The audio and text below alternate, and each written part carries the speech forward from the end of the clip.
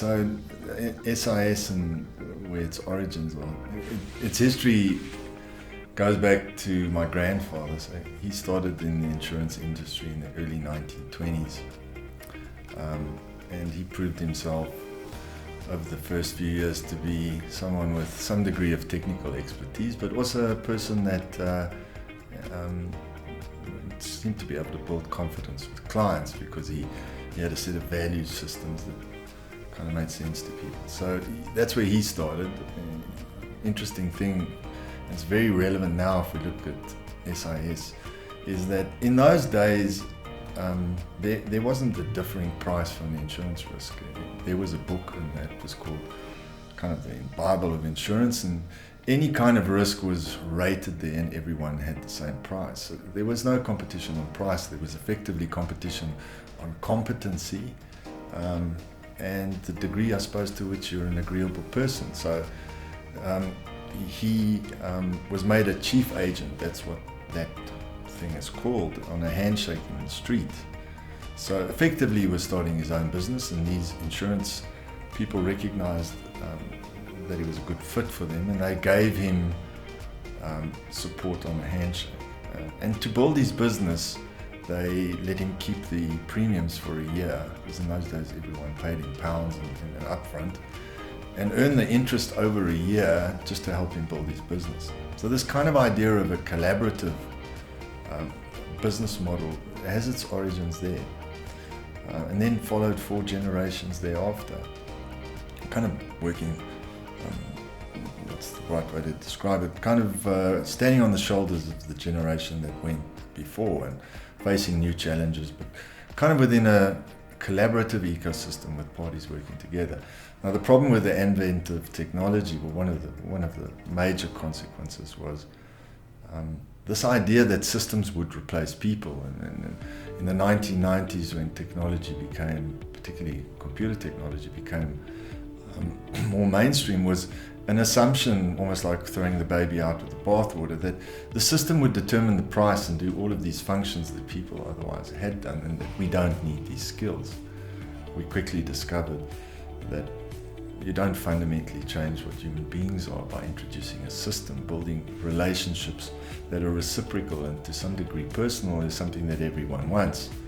But that's where SIS was born. It was born out of the realization that brokers have created really trusted, committed relationships with clients that are more important than just price. And they kind of own those clients. So we needed to find a way to enable brokers, if they could, control the entire service process, be able to compete beyond price, to compete on service and longevity.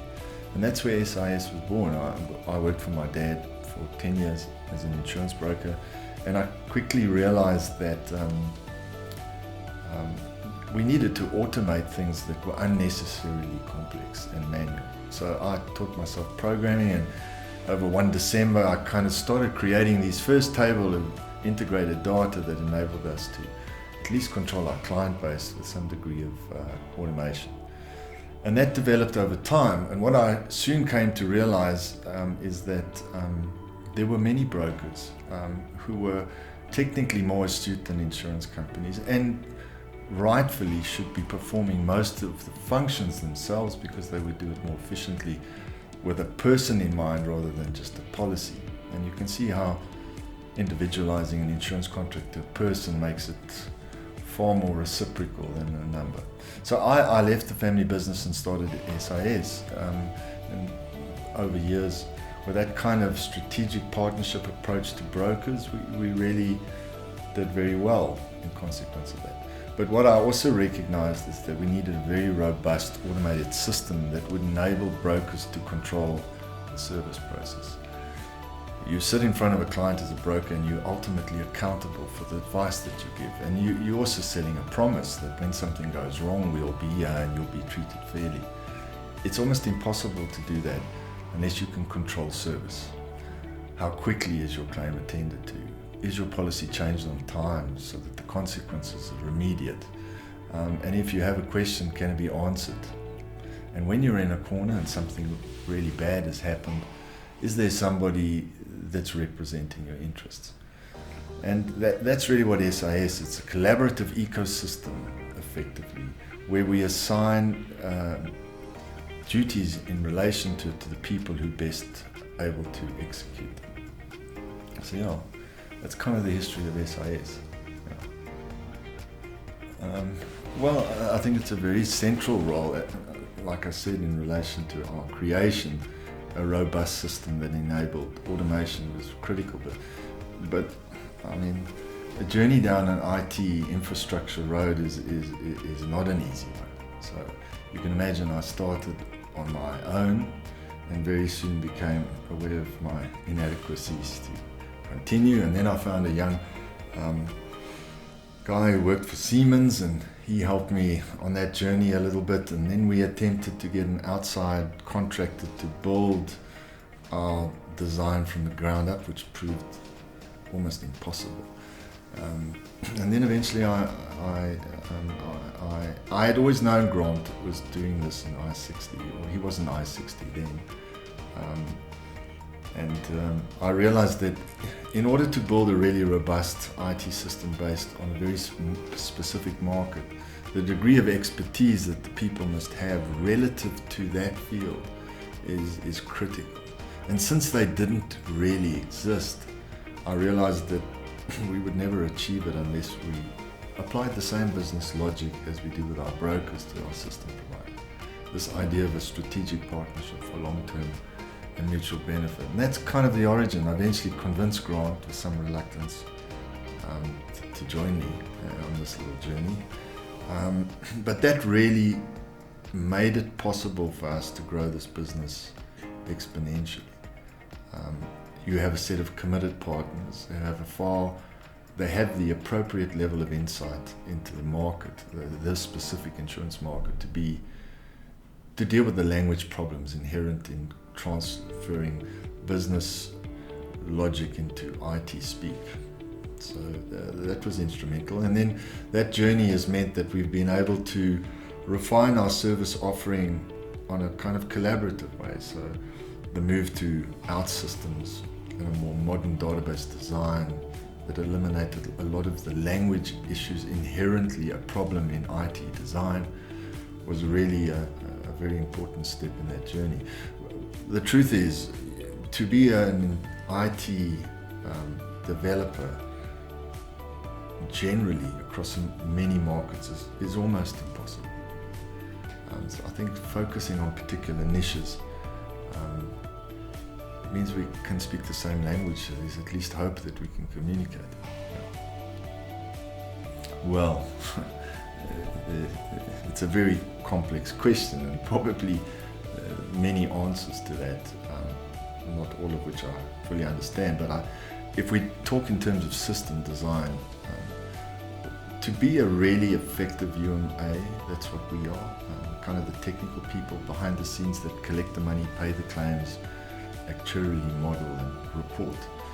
To do that function really well in a very difficult market means you need a degree of insight into your business at the micro level in order to know what's going wrong and have some degree of ability to fix it. So one of our most important relationships is our reinsurance companies, the companies that provide capital that enables us to write a risk of R1 billion, because we would never be able to do that ourselves.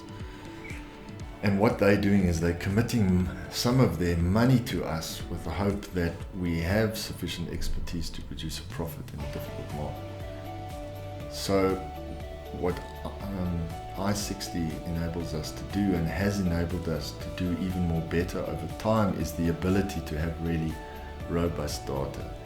In other words, when something goes wrong, and you can imagine over the last few years we've seen a lot go wrong, particularly in the insurance world. Lots of losses, floods in the town. We can't control those things, and that's inherently why we have insurance. But often what happens is we look at what comes to mind immediately as the cause for most of our malaise in life. So we would say it's the floods or it's COVID. But if you have really robust data, it gives you a degree of curiosity you otherwise wouldn't have. So it enables you to discover underneath the most obvious events what intrinsically is happening on a more dynamic level that's driving a result that's poor. So bring it back to our most important business partner. If we've lost you money because of X, Y, and Z, we need to be able to tell you what caused it beyond the obvious, and there's many things beyond the obvious. How are we going to fix it in consequence of discovering it? And to what extent is these interventions that we are going to apply going to produce a result that's acceptable? Now, you can't do that without some degree of curiosity, but curiosity in the absence of any kind of information is just ignorance, practiced a little bit more vigorously. So that is probably one of the most critical parts of system design, and one of the biggest advantages we have above our competitors. The important thing is to understand that that really great outcome is not possible without some kind of relationship that's long-term and strategic. So you don't get the one without the other. Oh, there's one thing we could add as a benefit beyond what I mentioned before,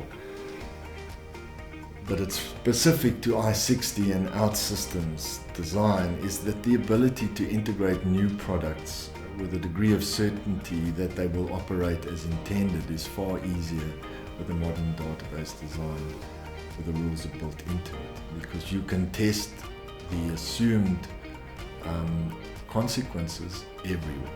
You can see the relational effects of one thing's addition in every place it potentially could have an effect. So time to market with innovation is far shorter. Yeah. We have 16 million people on a daily basis in Gauteng that use some form of public transport. That's either riding a bicycle, walking to work, a taxi or a bus or a train, or a combination of those. A lot of people live far from work and might catch a taxi, then walk, then catch a bus, and then ultimately walk to there. And those are breadwinners predominantly, other than those that are school kids, and they have a family, and that family is reliant on their well-being for their survival to a large degree.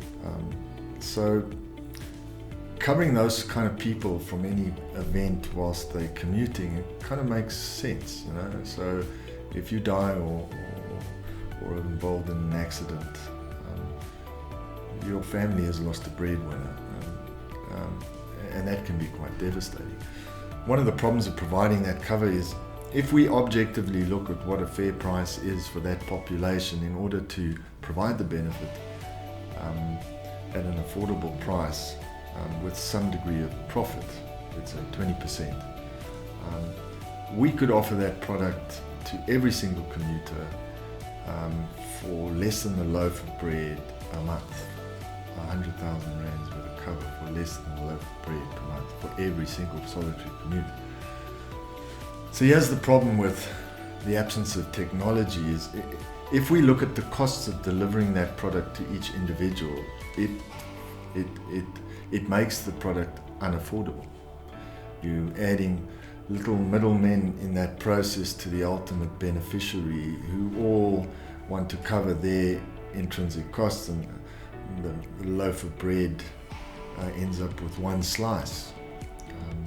So what we found is apps and technology as a way to engage with clients and create some kind of long-term partnership with them is far cheaper because of technology. It doesn't help with the human element about self-interest, but it does let you actually deliver a product at an affordable price. Yeah. So there I see great advantages in a more digitized solution where clients are using apps to engage with you, because you're eliminating all kinds of cost centers that are unnecessary.